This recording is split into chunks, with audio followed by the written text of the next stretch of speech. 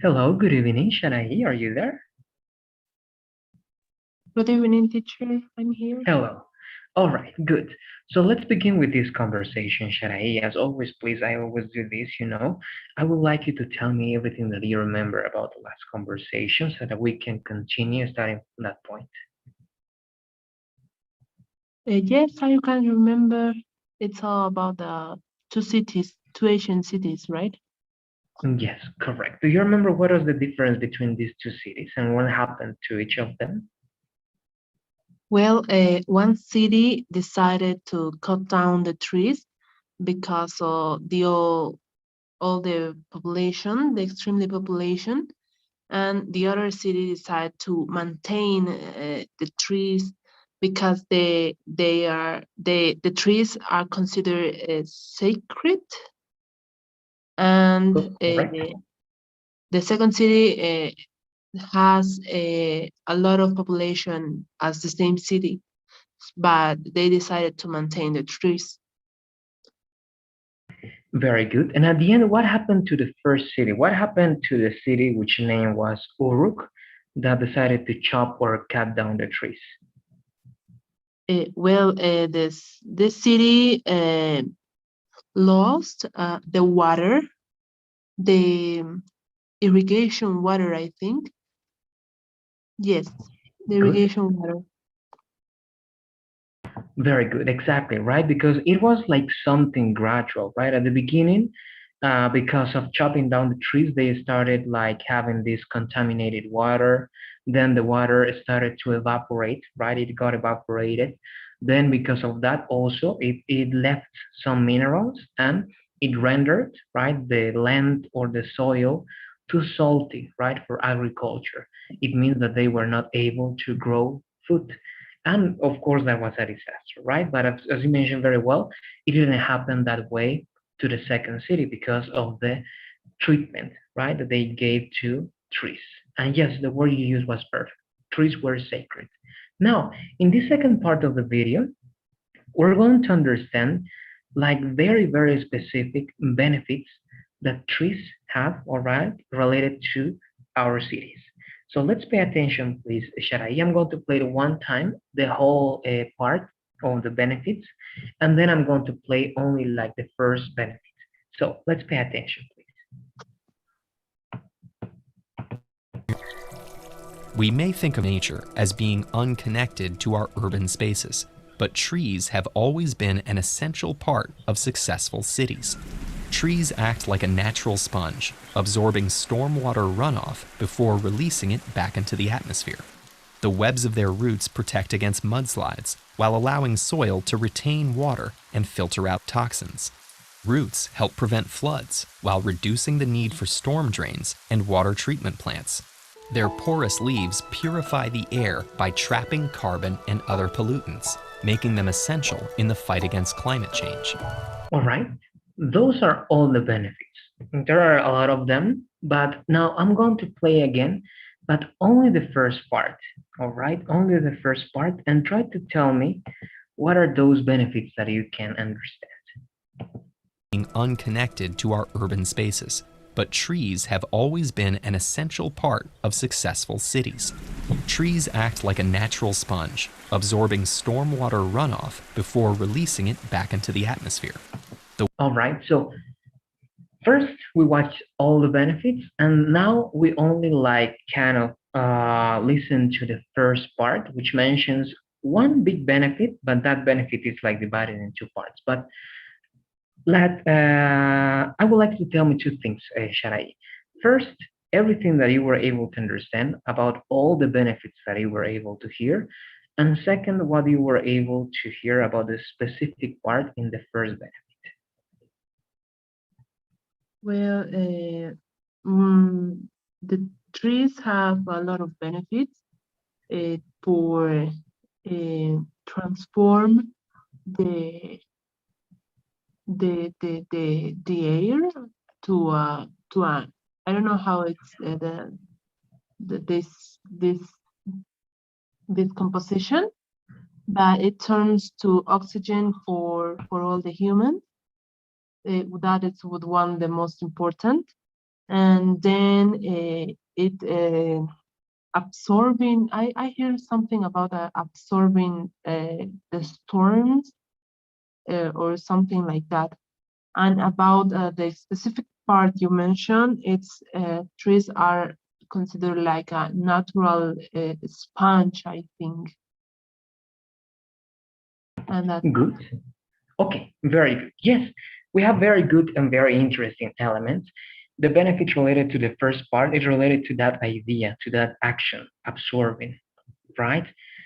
Now, when does it happen, like in general? We're going to analyze that little by little, right? Because we have this picture. And what do you see, all right, between these two pictures, Sharai? I mean, what differences do you see? What's happening here, right? What are the trees doing here? And what is happening here? Here, we don't have trees. So what's happening with the water when it rains in this picture and in this picture? How can you explain that? Well, in the first picture with the trees, we can see that all the water, uh, all the roots are absorbs the water, and in the second picture, well, all the water just uh, throw away uh, for I don't know how to say that word, but that it's the mainly difference. Okay, good. Yes. In the first one, right, on the one on the left, that process is like happening like naturally, right? It starts raining, right? The rain is pouring into the ground. And if you see, what is that thing that is absorbing the water? The trees, right? Trees. Well, first, of course, the soil, it's absorbing the water, it gets to the roots of the trees, but it's a process that's happening because of these trees. But in this case, right, as we don't have trees over here, cities need to build like special structures, right, to grab or to collect that water, right, and to get rid of that water. Because if we don't get rid of that water, you know that many catastrophes can happen, right? For example, we have many floods in many cities because we don't have structures to get rid of that water. But of course, the trees do that naturally. So let's read that with captions, and you're going to explain one more time in detail these first benefits. So, right, it says that trees are part of successful cities, but in which way? Sorry, they mention first that trees, you mentioned that very well, act as a natural sponge, right? What is a sponge? Is like that material that absorbs, right, many kinds of liquids. They absorb storm water runoff. What is the storm water runoff? It's like this water that is left when it rains, right? So they are like sponges. They absorb that. And after absorbing, that's also the benefits, right, related to trees. They release it back into the atmosphere. So first, the water goes down, the trees absorb all that water, and after they are absorbed, they are released back into the atmosphere, right? So let's explain one more time, please, the first benefit, Sharai. Okay, this first benefit it's the trees act like a natural sponge because they absorbing the water, and they realized back to the atmosphere. So that things doesn't happen in cities which don't have trees, because all the water just go uh, through uh, through the, I don't know how to say that part. Did you? All right, don't worry. Yes, you can say sometimes they call these like sewers, or right, or water runoffs, that kind of structure, right, that cities need to build in order to get rid of that water, right, when it rains. But yes, the idea that you're giving me is great. Just one thing, be careful with the word, because you said realized. But realize is a different word, right? You for example, have similar words. One can be realize, but realize is like, I realized that you were doing that, right? It's like, I noticed, I was aware that you were doing that. But if you say release, release is different because release is like make something free or return something, right?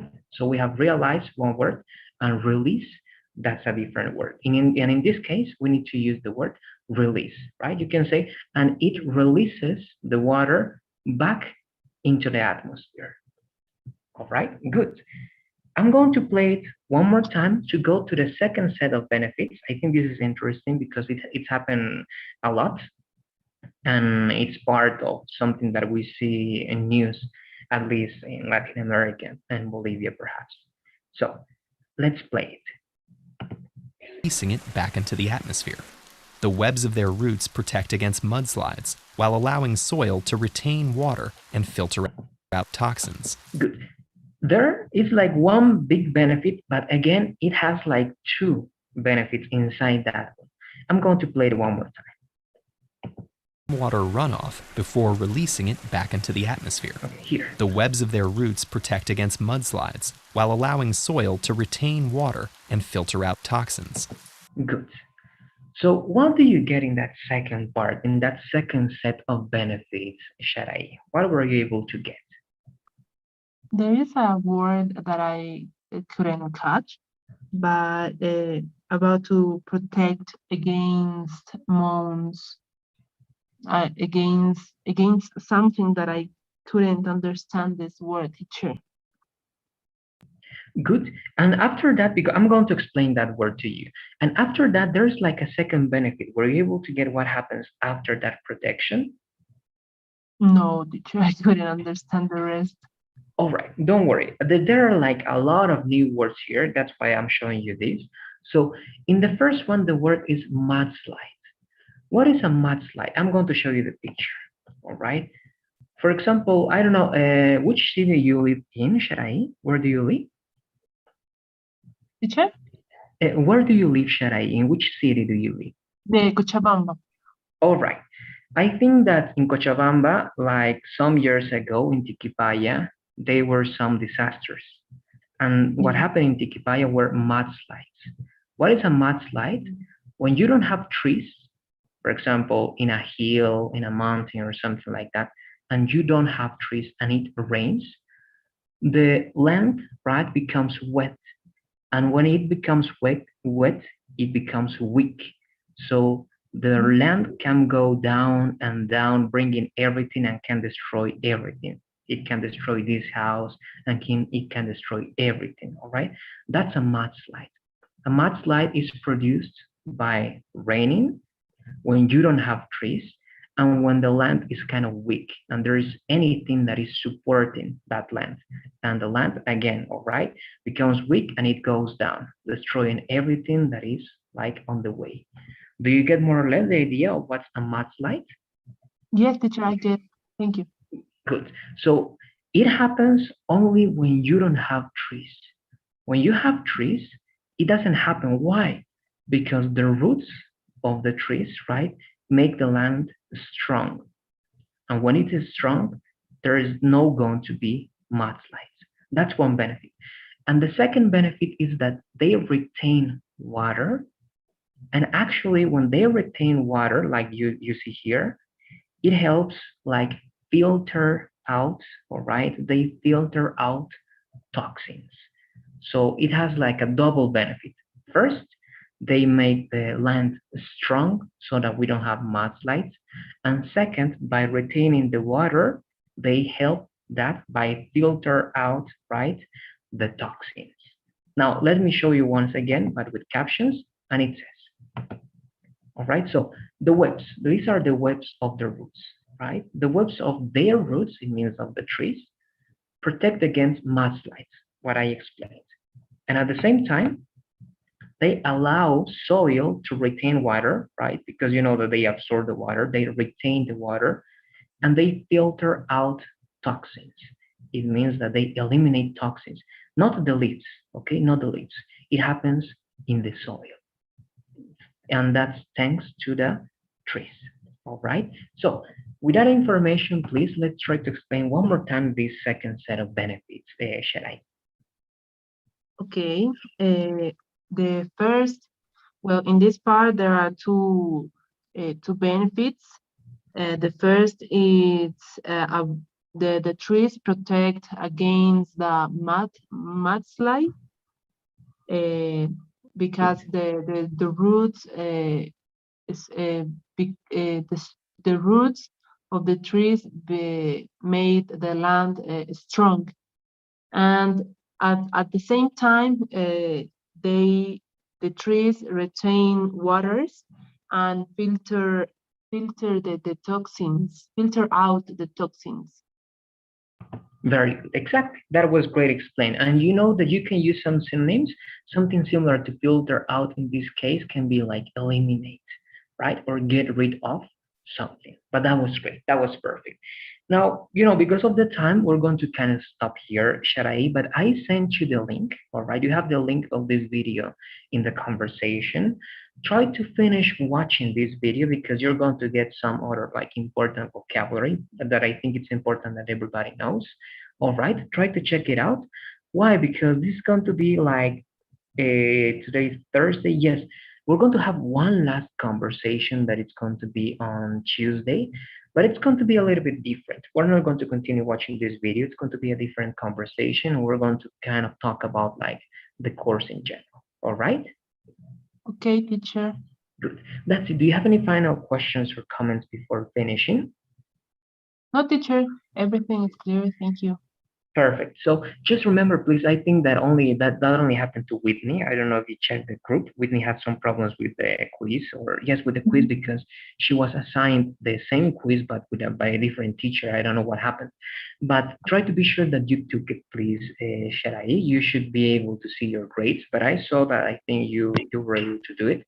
Remember that until today at midnight is the last chance to take the quiz, and you have until Monday to finish this last unit. All right? Okay, teacher, I will Great. do it now. Have a Bye. good night then, Sharai. Thank you for being here and see you tomorrow. Bye bye. See you tomorrow. Bye.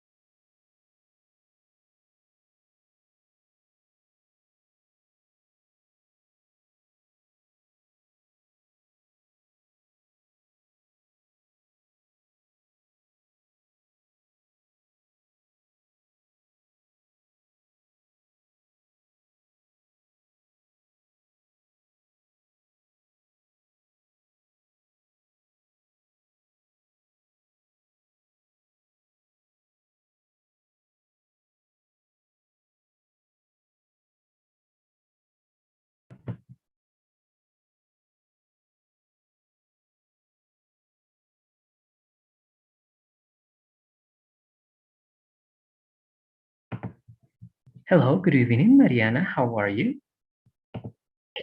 Good evening, teacher. Everything's fine. Thank you. That's great, Mariana. So let's begin with this conversation. All right, we have a new topic because the last conversation with you was about like bilingual people, right? Yes.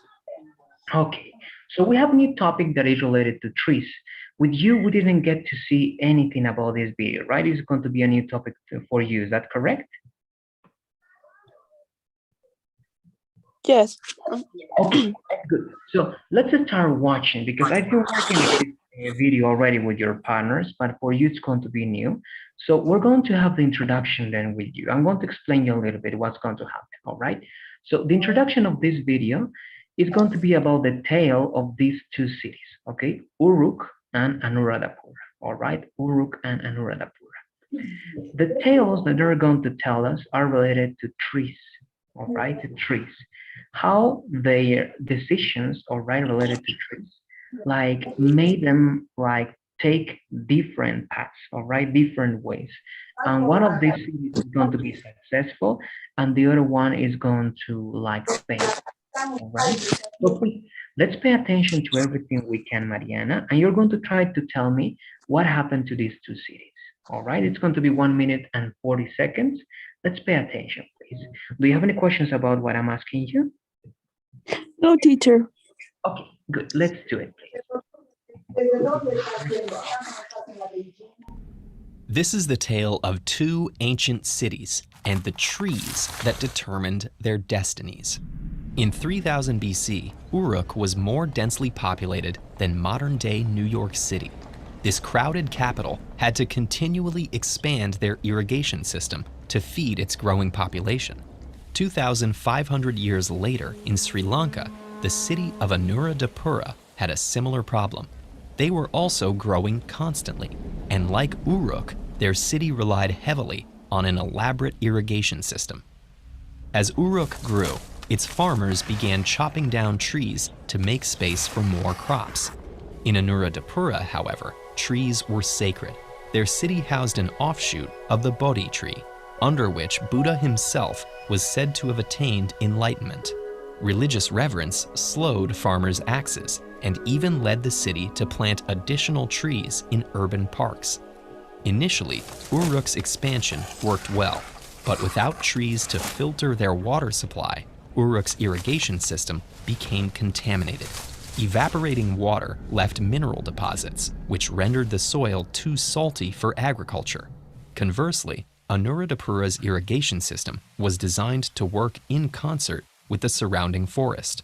Their city eventually grew to more than twice Uruk's population, and today, Anuradhapura still cares for a tree planted over 2,000 years ago.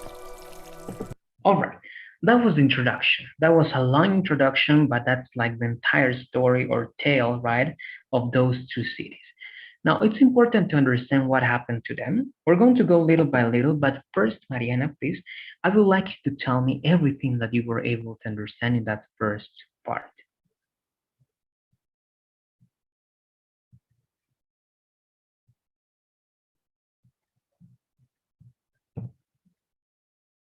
What do you say, Mariana? Are you there? I think your microphone is off. Oh, sorry, I was talking. All right, don't worry. Go ahead, please. I understand that the city was growing so fast, and they are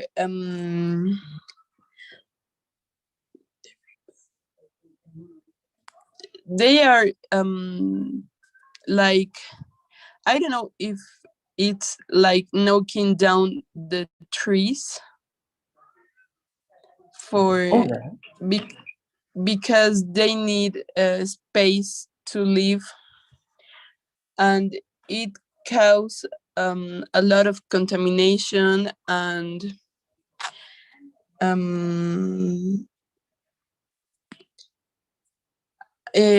don't know, like the word escasez.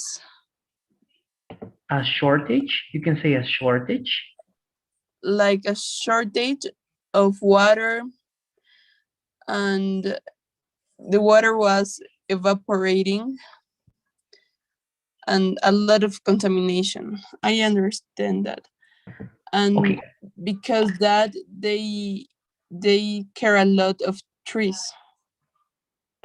okay, actually you're right, but what you're telling me only happened to one city. What city had that situation, Mariana? Was it Uruk or Anuradhapura that chopped down the trees, that cut down the trees? Which one was it? Uruk I or think that Anuradhapura? it was Uruk. Okay, good. Yes, it happened like that. So let's go little by little. Now I'm going to explain with the captions, and you're going to re-explain one more time. But actually, you got almost everything great, all right? Because what you said, it's correct. But I'm going to give you a little more details, all right? So yes, these are two Asian cities, all right? Uruk and Anuradhapura, two Asian cities. What happened to them? Both of them had like a similar problem. And what was the problem? That they were densely populated. All right, a lot of people. You mentioned that they were growing. Uruk and Anuradhapura, all right, were growing a lot. And because they were growing, because the cities were growing, right, they needed more food, they needed more water, and they started working with irrigation systems. Okay, this is very important, Mariana. This is going to be part of the story. So, irrigation systems. Uruk needed irrigation systems, right, the distribution of water to feed the population. And Anuradhapura did the same, right? It was like later on that happened, but Anuradhapura had a similar problem. The population was growing, the city was growing, and they also, right, had to rely on the irrigation system. At the beginning, both cities had that problem, and both cities were doing okay. But what happened? Uruk started to chop down the trees, right? To cut down, chop down. That's better. Instead of knock down, it's better if you say chop down or cut down. They started to do that to make for space for crops. What are crops? Crops are like spaces of land, all right, like sections of land in which you are going to grow your food, all right, to eat. Those are crops. Now they chopped down the trees because they needed a space for that. That's Uruk. But Anuradhapura didn't do that. Why? Because in Anuradhapura the trees were sacred, right? Sacred. It means it's something religious, right? You cannot touch the trees. They are sacred. And not only that, but also, let me show you that word here. They also decided to plant additional trees. All right, this is Anuradhapura. Anuradhapura decided to plant additional trees. So it means that Anuradhapura was taking great decisions, all right? But Uruk, right, was working very well at the beginning, but because of they did with the trees, it means because they cut down the trees, what happened? First, right, you mentioned that very well. The water, all right, it's not that the contamination happened in the entire city. It happened on the irrigation system. All right, the irrigation system became contaminated. Then the water was evaporating. You mentioned also that, and it left minerals. And what happened with those minerals? They transformed, they rendered, converted the soil, the land, too salty. It means that you cannot grow your food here. All right, it's not good for agriculture. And because of that, of course, it was a disaster. But Anuradhapura, it's something like totally different. The irrigation system was designed to work. Everything is working perfect, right? And everything worked perfect there. The population grew even more, but they didn't have problems, right? Because today they say that Anuradhapura still cares for a tree that was planted, right, over 2,000 years ago. So, with that extra information, please, Mariana, let's try to summarize one more time the differences between these two cities and what's the difference between the decisions that they made and the results of those decisions. Okay. First, Uruk was a city. Okay. The both was growing up so fast, and they take very different decisions because Uruk was like don't care about the trees, and they was expanding so fast without how can I say medir? You can say measuring, controlling, or measuring. Like they don't have controlling of the consequences in the future, and the decisions that they choose was very bad for the city, because the water was very contaminated, and the water needs the trees, because the water was evaporating, and um, uh,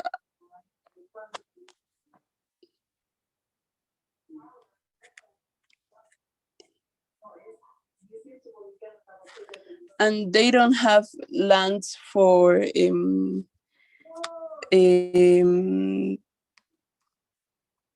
like plantation lands. Okay, you can And mention those things like crops or for agriculture. You can say in general, right? yes, I didn't remember this word.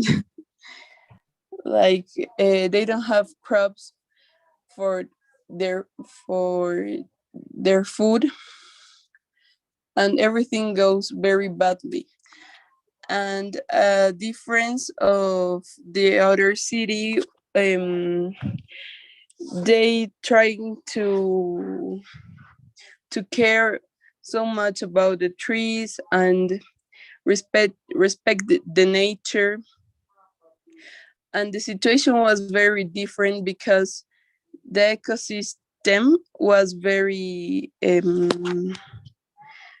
good and kind for the people who lives there, and they don't have problems. Okay, good, good. That was a good approach. That was an interesting summary, Mariana. It was great. You touched all the important aspects. Just one little thing. It was something that happened a lot. Be careful when you say in past, right? For example, the verb to be. You know that you have two forms, right? Was and were. With singular, right, you use was, but with plural, you need to use were, right? So you have to say they were, right? They were, because if you say something plural and then you use was, it's going to be like incorrect. All right, that's the only thing over there. But then the other things that you mentioned were great. They were very accurate. One question here, Mariana. Do you remember why did they care so much for the trees in Anuradhapura? What was the reason? Do you remember the reason behind it? Yes, it because the trees was how could I don't remember the word, like secretos, no, I'm very close. Remember like also, you also don't have you can touch, because it's something like the word that means something like religion. I not like religion, but I don't remember. great. No, I um understand very well. You don't need to use that exact word, but how can you explain that word? I mean, without using Spanish, of course. How can you explain? Because I know what you're talking about. But also remember, if you say the trees, you don't say the trees was. You say the trees were. Right? Remember? okay, Remember for sorry. plural were. So good. The trees were what? How can you describe that word? It starts with S, very good. It ends with D. But what happens with the trees are like that? What can't you do? Or how are they considered? Because I think that the people respect so much the trees, because they I think that they believe in, I don't know how to explain it without the word, but like I think that the word uh, can be respect. They respect so much the trees, and they know that they can touch the trees. Yes. Um, Yes, correct. And that's it, Maria. Sometimes, or many times it's going to happen. Actually, it's not because sometimes, right, you told me that sometimes you don't know how to express yourself, but actually you do a great job. And in these kind of situations, that's what you need to do. Because if you try to find out what that specific word is, you're always going to get stuck and you're going to try to remember and you're not going to remember and you're going to be quiet and something is going to happen, right? So my biggest advice there is try to do what you are doing. Don't try to remember specific words. That's the worst mistake when you are learning and speaking. The best thing to do is try to explain that with other words. And the word that you used was perfect. Yes, they respected the word, the trees, right? So much, right? And you can say that religion was involved. And because of that reason, right, they were not able to touch the trees. They were kind of protected, right? But I'm going to tell you the word. The word is sacred. All right. The I trees. know. I remember the word. All right, Yeah. but it's great. It's better even if you try to understand and you try to explain that with your own words, because when you paraphrase, right? When you paraphrase and when you go around the word, you work even better your speaking skills because you look for synonyms, you look for similar words, and in that way you are working a lot of your skills in speaking. So I think it was great. Now, I don't know if you have any questions or comments before finishing this conversation, Mariana. Let me know, please. Teacher, everything is very clear. Great. Very good, Mariana. So just in case, please, I would like you to finish watching this video if you have time. All right, if you have time, try to finish watching this video because you're going to learn there that there's a lot of important and interesting vocabulary that you can take a look. So when you have time, try to take a look at it because on Tuesday we're going to have our last conversation and it's going to be a little bit different. Okay? Okay, teacher. Thank Good. you. Perfect. Thank you for being here. Have a great night and see you tomorrow, Mariana. Bye bye. Okay, teacher. Bye. Bye. Hello, Luciana. Good evening. How are you? Uh, Hi, teacher. Good night. I want to apologize for not entering the maybe almost all the classes this week. I was with some problems with my personal problems, so I'm already watching all the classes that I missed. Okay, that's good, Luciana. Yes, sometimes it happens. All right. I think that you are still like in the range, right, of the number of absences that you have like allowed. So it's okay, no problem with that. Just remember that tomorrow is going to be like one of the last classes because we only have two classes left, right? Friday and Monday. Those are the last two group classes that we have. And on Tuesday, we're going to have the last conversation. All right, okay, it's important to take that into account. You have Okay. until today at 11:59 p.m. to take the third Yes. quiz. Okay. Exactly, correct. And on Monday, when we finish the last class, I'm going to assign, there's not going to be a quiz for the 4 unit, okay? Instead of a quiz for the 4 unit, you're going to have the final test that is going to be about all the units, all right? It's gonna be what? It's going to be about all the units. It means that that Okay. final test is going to cover everything that we learned. Okay, Okay. Perfect. good. So let's begin. Look, I have like a different topic. Let me check. Actually, I would like you to watch something different. I was watching because there are two people in this course who are interested in music. It is you and it's Melissa. And with you two, I was trying to watch like these different videos, right? I think that we watched a little bit of this, right? The power of classical music, how can it or how it can transform sometimes, right? Human beings in general. And we got to watch many of other those kinds of music. But now I would like to listen to this. This is very like simple, all right? It's a very simple idea. Let me know. Okay, yes, you're saying it. But it's interesting because we can learn perhaps some new vocabulary or just to practice something related to happens to music. So Okay. let's pay attention to it and we're going to discuss this topic. In line at the grocery store. Sorry, a little bit before, more volume, good. Have you ever been waiting in line at the grocery store, innocently perusing the magazine rack, when a song pops into your head? Not the whole song, but a fragment of it that plays and replays until you find yourself unloading the vegetables in time to the beat? You've been struck by an earworm, and you're not alone. Over 90% of people are plagued by earworms at least once a week, and about a quarter of people experience them several times a day.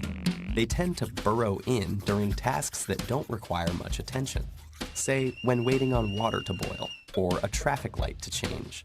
This phenomenon is one of the mind's great mysteries. Scientists don't know exactly why it's so easy for tunes to get stuck in our heads. From a psychological perspective, Okay, now we're going to go like into theory and try to understand that, but that was the introduction. Tell me everything that you were able to understand, please, so far, Lucia. Okay, I was able to understand that it was talking about how sometimes when the people are waiting in a store or something, sorry, my cat, uh, when people are doing that kind of stuff, maybe in the radio plays a song that is have a note like it stays stuck in your head, and that happens to 90% of the people, and could have like a explanation more scientific, but it ends the introduction in the part when it starts talking about how this is a study, this is being studied for understand the reason about what is the thing that causes that the songs stays stuck in our head. Great, very good. I have just few corrections. I think it was great explanation. Yes, that's the main idea of the introduction and everything was mentioned. Great. Just few things. You said a note that gets stuck, right? But don't say like a note. You have to say like a tune because what's the difference between a note, right, and a tune? That the note is only referred to one figure or to one like specific pitch. But a tune, right? A tune is going to be like a set of notes. It's going to be like a melody, right? And that's the thing that gets stuck in your head. And the second one also, in one part you said that it stays stuck, right? But don't say like something stay or stays stuck. It's better if you use the verb get or gets, all right? It gets stuck in your head, right? And you cannot get rid of it. Good, but it was good. I don't know if you have any comments about that or questions. Mm, now I understand the corrections very well. Thank All you right, very Lucia. So let's try to see what's the explanation, all right, the psychological explanation or the scientific explanation that they are going to try to give us, right, to understand what happens with this. Okay. from a psychological perspective, earworms are an example of mental imagery. This imagery can be visual, like when you close your eyes and imagine a red wagon, or it can be auditory, like when you imagine the sound of a baby screaming or oil sizzling in a pan. Earworms are a special form of auditory imagery because they're involuntary. You don't plug your ears and try to imagine who let the dogs out, or, well, you probably don't. It just intrudes onto your mental soundscape and hangs around like an unwanted house guest. Earworms tend to be quite vivid, and they're normally made up of a tune rather than, say, harmonies. A remarkable feature of earworms is their tendency to get stuck in a loop, repeating again and again for minutes or hours. Also remarkable is the role of repetition in sparking earworms. Songs tend to get stuck when we've listened to them recently and repeatedly. If repetition is such a trigger, then perhaps we can blame our earworms on modern technology. The last 100 years have seen an incredible proliferation of devices that help you listen to the same thing again and again. Records, cassettes, CDs, or streamed audio files. Have these technologies bred some kind of unique contemporary experience? And are earworms just a product of the late 20th century? Okay, until that part, right? It was longer. The explanation is at the beginning, but later on they are also mentioning what other factors, right, can be the ones that are like helping or causing, right, these earworms to be like there. So again, please, Luciana, try to explain everything that you were able to get so far. Okay, sorry, teacher. I have a doubt before I start my explanation. I'm not totally sure about the meaning of the word earworm. Earworms. Is All it right. the songs that get stuck in your head, or what is the literally meaning? Yeah, actually, this is going to be like a metaphor, all right? Because you know what's ear, right? Yeah. Ear is the part that we have, right? And a worm, you know what's a worm? No. All right. A worm is going to be like those, I don't know if they are considered like insects. I think they are very long insects that you can find like in the land when you dig, right? Down below the land, down below the thing that you are digging, you can find a lot of worms, okay? Very long and tiny insects. Do you get the idea of what a worm is? Yes. All right. And the idea of earworms is like a way to call to these kind of things that get stuck in your head because they are like parasites. All Okay. right. So it's like a way of calling to that. Earworms, because they get stuck in your hair, you cannot get rid of them, and they are inside you. All right. Good. Okay, teacher. Well, thank you for the explanation. And now I think I can say was what I was able to understand. I was able to understand that maybe it can happen when you are doing something and you hear a song, a specific song that gets stuck in your head because have like part that you like very much, and it will happen not only with things. It will happen more with things you can imagine when you close your eyes. At the start, I was talking about how when you close your eyes, have the chance of remember the sound of the cry of a baby, or the think of something in specific. And I think that are things that happens in our daily life and are like details, and can get stuck in our heads and repeats.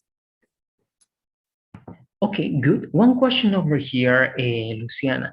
Why were they mentioning that this is like something that is very like specific to this century or to this like age? Why are they mentioning that we have cell phones, computers, laptops, and many other devices? What is the relationship between that technology and the idea of these earworms, those songs that are stuck in our head? Why are they talking about modern technology? I'm really not sure, but I think that it could be uh, because we have a lot of technologies in our day.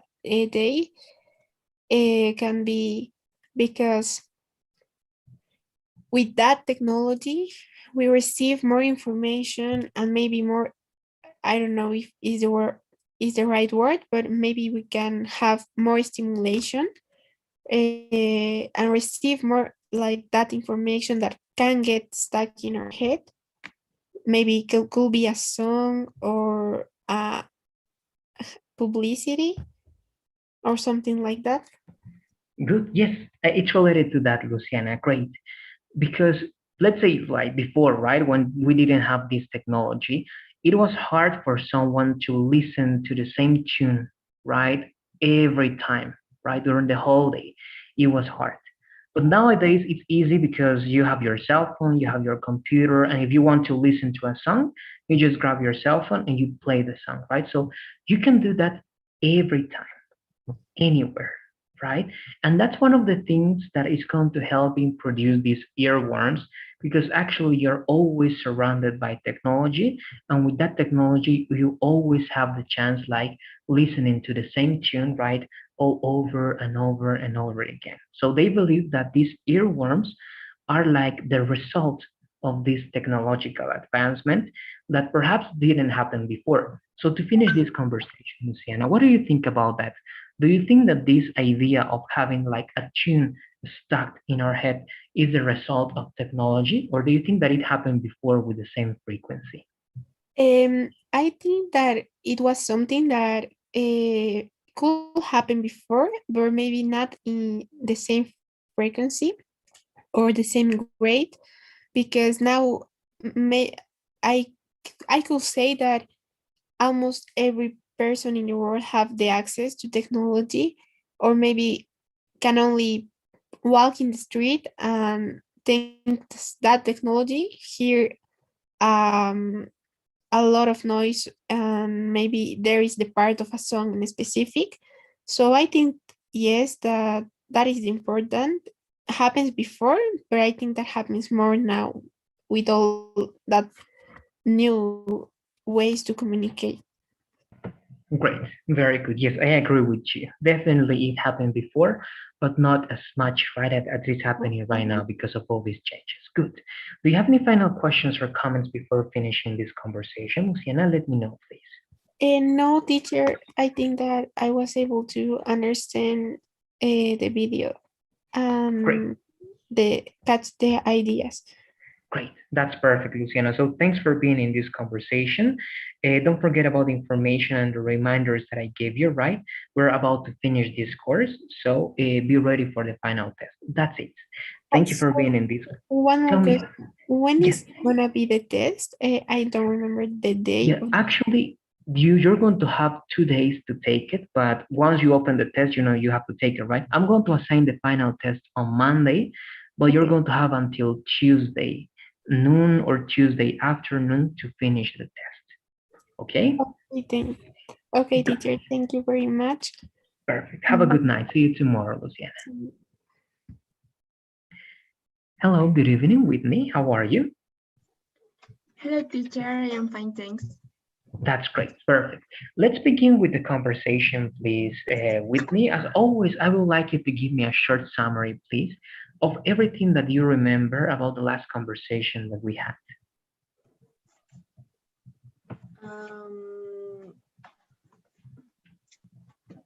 Sorry, I don't remember really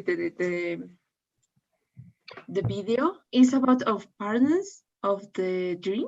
No, of the All right. life, right? Yes, yes. With you, it was that one. Yes, because we didn't got to see the last video. It was about lying, right? Like the elements that are involved in lying. So this time, then you're only going to give this summary. We're going to go to these new topics so that we get to see more parts of the video. But now, all right, let me share my screen. I'm going to show you a video that is related. No, this is not that one. Let me hide this and this one over here. It's related to trees and how important trees are. We didn't see this video with you yet, right? Yes. Okay, so first, we were learning the difference about, well, what happened to these two cities. But one more time the question because it was not clear. You didn't watch this video yet, is that correct, Whitney? No, teacher. We saw this video. Okay, we did it. Oh, what do you remember about what we saw here? Okay, I remember that both countries or cities employed system of water, but in the first don't cut down the trees, but in the second cut down the trees for the reason there are more pollution in the water, and I think that's Good. Yes. Very good. Yes, yes. Then we watch it. That's great. Exactly. That happened to Uruk, right? Both cities had a lot of people, right? Very populated cities. Because of that, they needed like bigger irrigation systems and more space for crops, for agriculture, etc. Right? And because of that, they made a decision. Uruk decided to cut down the trees. But Anuradhapura didn't do that. Why? Because the trees were sacred, right? And at the end, Uruk failed and Anuradhapura was successful because of those consequences. Now that we watched that, then we're going to watch the second part that is really interesting because we're going to take a look at the benefits now, Whitney, of trees in cities. You're going to tell me, please, everything that you're going to be able to understand. We're going to watch to a lot of benefits. There's a lot of interesting vocabulary here, so let's pay attention and we're going to have a discussion related to this. Of nature as being unconnected to our urban spaces, but trees have always been an essential part of successful cities. Trees act like a natural sponge, absorbing stormwater runoff before releasing it back into the atmosphere. The webs of their roots protect against mudslides while allowing soil to retain water and filter out toxins.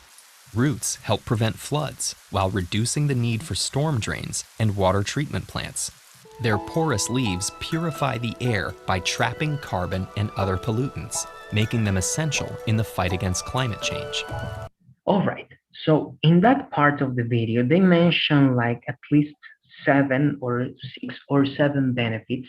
I'm saying 6 or 7 because some of them are included like in one big benefit, but it can be like divided into 2 or 3. So I'm going to play it one more time with me. Try to get the important ideas of these benefits to talk about it. Essential part of successful cities. Trees act like a natural sponge, absorbing stormwater runoff before releasing it back into the atmosphere. The webs of their roots protect against mudslides while allowing soil to retain water and filter out toxins. Roots help prevent floods while reducing the need for storm drains and water treatment plants. Their porous leaves purify the air by trapping carbon and other pollutants, making them essential in the fight against climate change. Good. So let's try to begin with explanation and Whitney, everything that you were able to understand, please. How can you explain this part of the video? Okay. First, the trees works like a sponge, absorb the water and the toxins in the cities. For this reason, they protect the cities of the water, of the excess of the water, and they purify the oxygen. Yes, I think that's all. Okay, good. Very good. You were able to get those benefits. That's very, very good. Now, just a correction with some words. Instead of purificate, it's better if you say only purify. All right, purify. And yes, you can say oxygen, right? So yeah. One is that they are like sponges, right? Like natural sponges that are going to absorb water. And the last benefit is related to the leaves, right? The leaves act like purifiers, right? They purify the oxygen, right? They eliminate or filter out certain toxins or pollutants. But let's go part by part.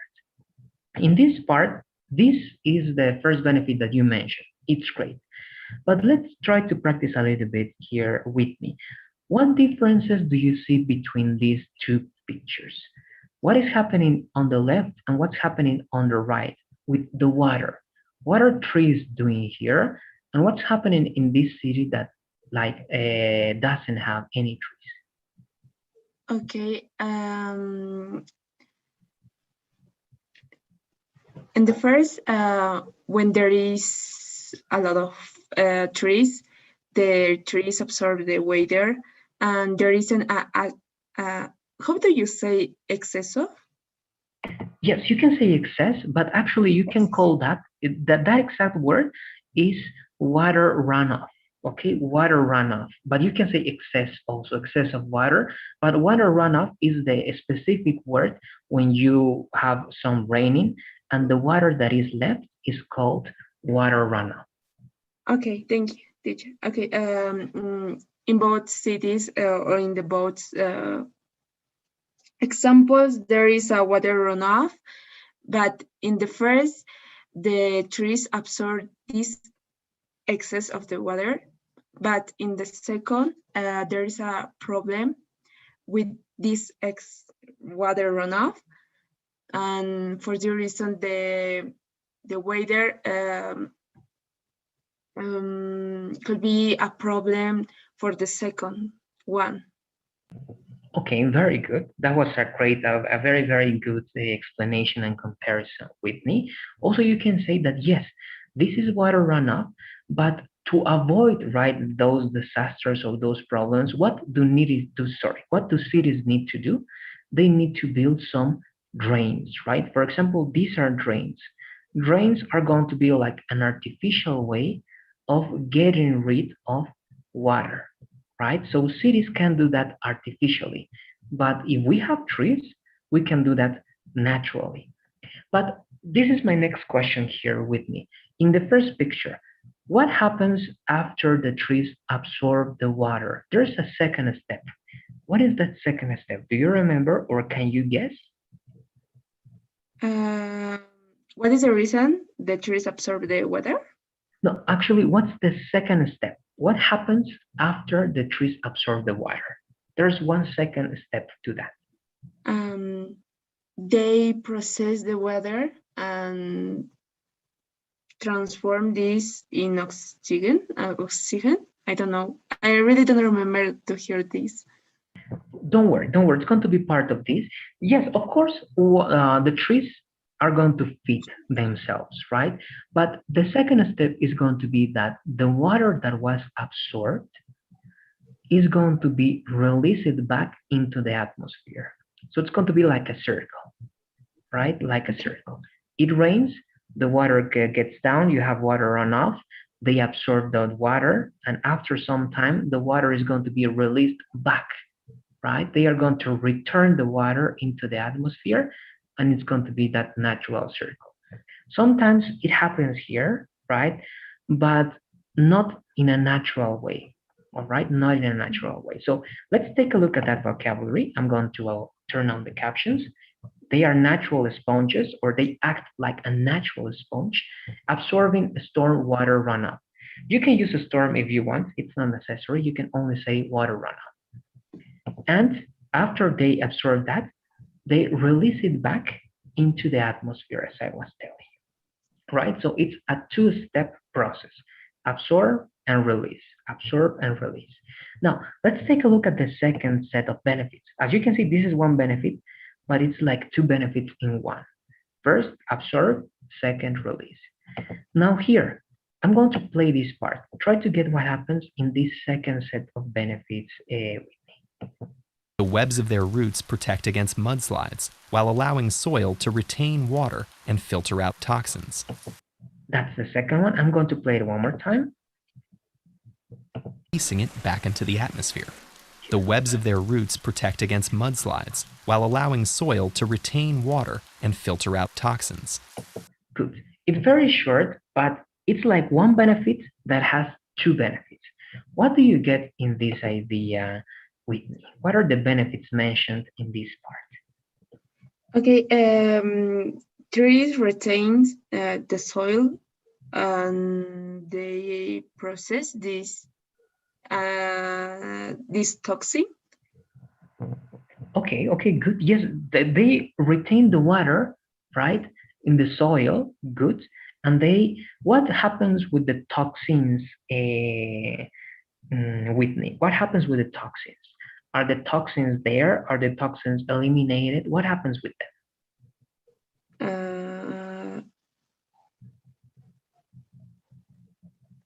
Okay, I don't know, is eliminate or process? I don't know.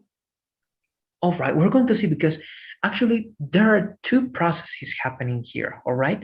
One process is related, or one benefit is related to the roots of the trees, And the second one is going to be related to the elimination, but they don't use that word. They use the word filter out. All right. To filter out is to eliminate something. But first, this is going to be important. I'm going to show you the captions. The first benefit is related to, sorry, it was too much. Here, what are the webs of the roots? These are the webs of the roots, right? The webs of the roots. The first benefit, they protect against mudslides. Do you know what's a mudslide, with me? No. All right. In which city do you live, Whitney? Where do you live? In La Paz, Bolivia. Okay, La Paz, good. So I think that in La Paz, there are like a lot of hills, right? Do you know what's a hill? For example, this is a hill, Yes. right? This is a hill. So when you don't have trees and when it rains a lot, the land can become wet and weak. And when it happens, the land is going to go down and it's going to destroy everything. And it's going to destroy this house and it's going to destroy everything on its way. That's a mudslide. Do you understand more or less the idea? Yes. So if you have trees, you can avoid that.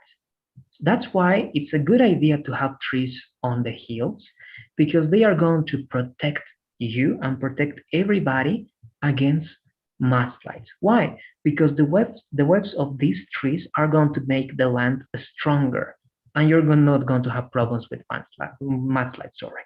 And the second benefit related to that, very similar to what you were saying, the trees are also going to allow the soil. What is the soil? Like the land, right?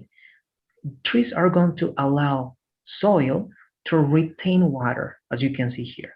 So they retain water, they absorb water, but not only that, they not only retain and absorb the water, they also filter out toxins. It means that they eliminate toxins. So it's a double benefit, right? The first benefit, the webs are going to prevent, right, against mudslide. And the second one, that they are going to allow, right, the soil to retain water and to filter out toxins. So to finish this conversation, please, with me, try to give me a short summary about these benefits that we learned so far. Okay. First, trees.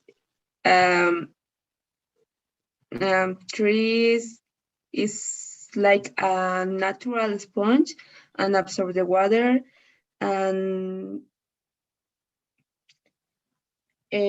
they absorb water and release back to the atmosphere, and the waves of their roots protect against mussel. For the reason they avoid could be a problems when the cities is low, and they retain water and filter out toxin. Okay, great, great, very good. I'm just going to remind you a few words. Remember, the word is going to be release when you want to say return, right? So they release the water right back into the atmosphere. Good. The second one, remember, the word is going to be like atmosphere, right? Atmosphere. Then it's going to be mudslide, that disaster that we learned, right? Mudslide. But that's good. I think it was a great job. Do you have any questions or comments to finish this out with me? Let me know, please. No, teacher, I understand. Thank you. Great, that's great. Then have a good night. Thanks for being in this conversation, and I'll see you tomorrow in class with me. Bye-bye. Okay, bye-bye. Hello, good evening, Melissa. How are you? Hello, Jose Luis. Everything is good. How about you? That's great. Everything is going fine, Melissa. Thanks for asking. So let's begin with today's conversation. All right. We're going to be watching something different because I wanted to continue with the last video, but I realized that there's like a lot of spaces or extra talking in that video that is not going to help us a lot with the purpose, all right, that we have related to music. So we're going to be watching something different, and it's going to be about this guy. You know, it's going to be a little bit weird. Let me share my screen. and I don't know if you heard about him. It's like into the music world, but not everybody knows him because actually he's one of the best musicians that we have now. He's very, very young, but he is not into popular music. He's more like into jazz or classical music, all right? His name is like Jacob Collier, and he is invited to many conservatories, music schools, because you know you're going to see this guy. This is the one. He's very, very young, but he's a great musician. All right, he has perfect pitch. It means that he can recognize any note that you play without seeing. He can recognize any chord. He can recognize anything that you want in music. So he gives like these speeches or master classes around the world. And here he's going to talk about, at the beginning he's playing with the all right public, but he's going to talk about harmony and rhythm. Let's try to understand everything we can because it can have like a lot of interesting words. He's still playing. Give me 1 second, please. Okay, let's see what he does.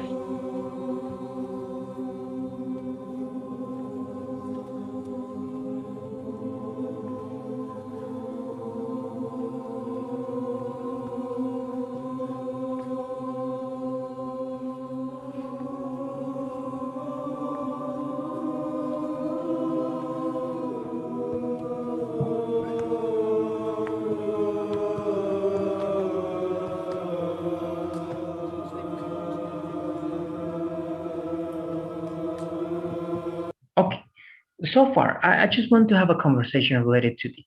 All right, there are no words, but we have a lot of information here. He's playing right with the public in a certain way. He's making them sing like a specific pitches. Then he's making them do some things. How can you explain what's happening here, Melissa, with your own words and the words that we learned? I think he's playing the part of a director and the director of an orchestra, and as you said, he's making the people sing in different tones, in different pitch, from high to low, and he's trying to guide them through the pitch that he wants them to sing on, or he wants them to sound. Okay, good. One question over there. Were you able to listen to the pitches? I mean, are these people singing like the same pitch, or are they singing like different pitches and you have like a kind of effect of those different pitches? Can you recognize what's happening? I think it's the effect one, because sometimes it sounds lower and sometimes it sounds a little higher, and not everybody can sing, even if it's like this in the same pitch. So I think it has an effect. They try to hit the note or the pitch that he is telling them, but they sound different, so it has this effect. Okay, good. That's really interesting. What do you see on the background? Yeah, you see like many letters, right? Can you recognize those letters that you see over there? There are the notes. It's like circles with the notes, because as we saw in American music, the notes are the first letters of the alphabet. Exactly, very good. And in the middle, those letters have like another little letter over there. Do you see what's that letter that it's in after that? It's an M. Exactly, it's an M. What do you think is the meaning of that M? It's like the black keys of the piano, like the intertone. I don't know if that's the word, is like the middle note. Good. You can call the semitones, all right? The semitones or the step tones. Very close. Very close. Actually, that I don't know if you see because the image quality is not good, but actually Next to the B, for example, here, you have like another little B.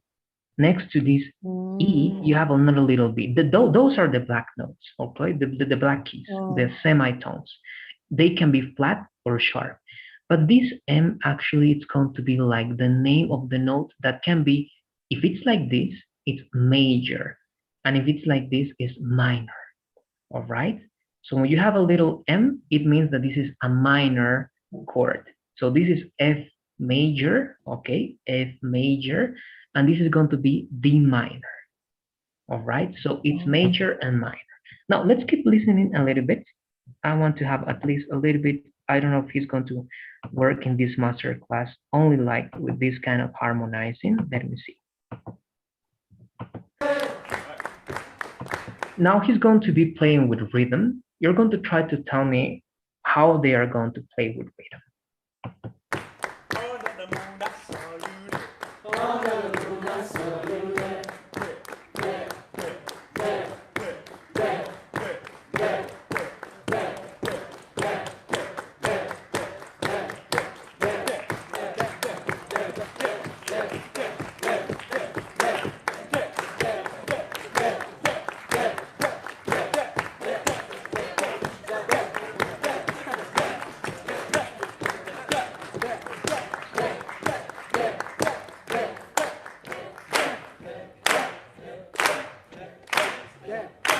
Okay, now it happens something with a rhythm, right? How can you explain what happened there? How was we playing with that?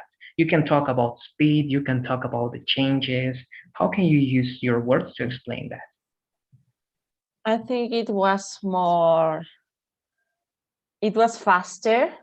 The speed started to change, and they were also more excited because the beat was fast. So the notes also I think that they were shorter because there were more notes in the same amount of time to me. All right, okay, good. Yes, there were some changes mainly in terms of the speed, right? The rhythm was faster, they were going to a slower rhythm. Also, there were some other changes in terms of the beat, right? Sometimes the rhythm went along with the beat, and sometimes it was off beat. What is for you that difference, Melissa, if you can explain? I'm looking for one specific part of the video that I'm going to show you. But what is the difference for you between a rhythm that is in beat or on beat and a rhythm that is off beat? I think that for me, an offbeat sound or the rhythm that is not on beat, it sounds weird. It sounds messy for me. It's like it doesn't have much logic. It sounds like the people or the musician who's playing is in a rush, so it sounds like it doesn't have a structure. And when it's on beat, I think that it sounds more more, I don't know if prepared or the word would be more, I don't know, more structured than when it's not the case. Great. Okay, good. That was a great explanation. Yes, and that word was perfect, more structured, right? More organized. Yes. And actually people, right, when people are not into music, they tend to like listen and believe that sometimes music, right, sounds better when it's on beat, right? It's like dun dun dun. But actually the most popular songs, even Michael Jackson songs, all right, the most popular ones, the beat, all right, or the rhythm of those songs are offbeat, all right, offbeat, because it creates like a different way of interpreting or understanding that music. Now, in this last part, all right, it's going to take a couple of minutes. You're going to see how he's going to explain harmony, all right, to many different people. But we're going to take a look only at I think, the college students, so that we have more interesting words. I think this is the one. And let's try to recognize some important words, Melissa. And you're going to try to tell me what's the concept that he's trying to explain, all right? And you're going to try to explain that concept in your own words. I think it's going to start over here. Okay, good. So yes, in this third level, he's explaining this to a college student. Let's pay attention, please, to this short explanation that he's going to give. Essentially what harmony is it's like a language, right? And so, as with any language, the more words you're capable of speaking in a language, the more you can say, right? So in harmony, this might be how many notes you can think to add to a chord to make it feel a different way. Have you ever heard of the circle of fifths? Okay, that's great. On one side, we have a lot of the notes which make us feel brighter, you know, like these kinds of, these really bright sounds. And the other side is a lot more to do with the darkness of a key center. So we're home in F, but imagine we're taking a quick visit to B flat, but then the sun comes out. Oh, yeah. What notes would you suggest I add? F. F is a great one. Yeah, and if we keep going in that direction. Yeah, C. Yeah. And then G. You got it? Yeah? Yeah. So this is like a gleaming glade or something, you know. Let's play this tune Amazing Grace. Let's play it in its simplest form. Yeah. All right, so we're going to start in F, right? Yeah. So say, I want F, yeah. B flat, yeah. F. F. C. F. So we're home. Yeah. Nice. Okay, cool. Let's try one more version where we add some colors. All right, so let's visit the B flat with a bit more imagination, just to see how things feel. Yeah. All right, let's do it. So it's F major 7, but it's over A, which is F7 over A. B flat major 7 with an A and a G in it. F major 7 with an E and a D and a G in it. D minor 7 with a G in it. C sus. Oh, minor, nice. B flat major. G7, F sharp major 7. Home. Yeah. I like that. So. Okay, good. So let's stop there. That was like a short explanation, right? And actually a conversation between this guy that studies music, right? And this guy that I showed you before. What is that you were able to understand, Melissa, about this concept that he was trying to explain in like simple words and with that example with the song? I understood that for him, certain notes has a brighter sound. I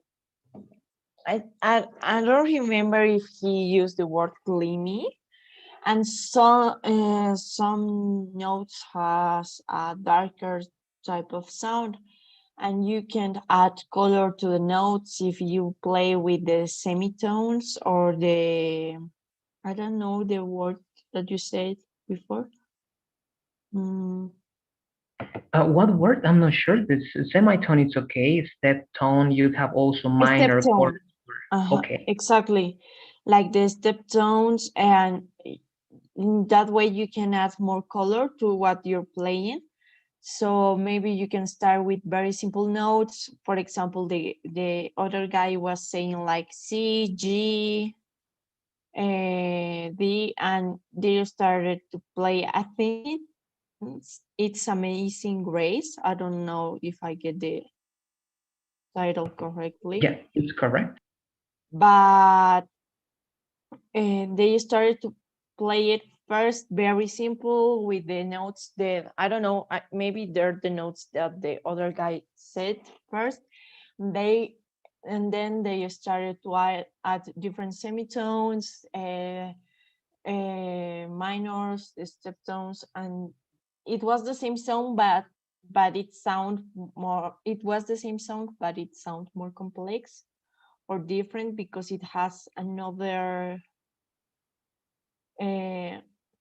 I don't know. It sounds more complex and with more depth. Great.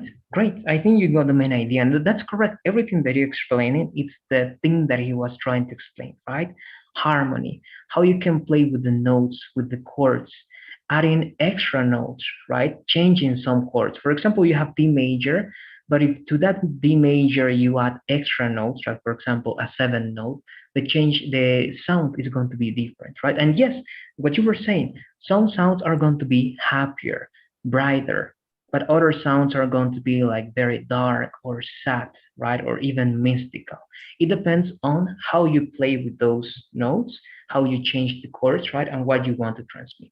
But it's interesting, right? The way they communicate. If you see, you can realize that these guys are musicians because they are just mentioning notes and they are adding extra notes and they know what notes are going to fit there and what notes are not going to work over there. But that's good. I don't know if you have any questions to finish today, Maris. I wanted to apply a little bit of the vocabulary, perhaps trying to see some other kind of vocabulary. Do you have any questions or comments to finish this up? Let me know, please. No, it's okay, teacher. Perfect, perfect. Just then the quick reminder I always do. Today is the last day to take the quiz, right? The third quiz. You have until Monday, 11:59 to finish the assignment of the fourth unit. And on Monday, I'm going to assign the final test. You're going to have Monday and Tuesday at noon. All right, that's going to be like the maximum due date to finish up the final test. Let's finish then here. Melissa, thanks for being in this conversation, and I'll see you tomorrow in class. Okay, teacher. Good night. Bye. All right. Good Thank night. you. Have a good night.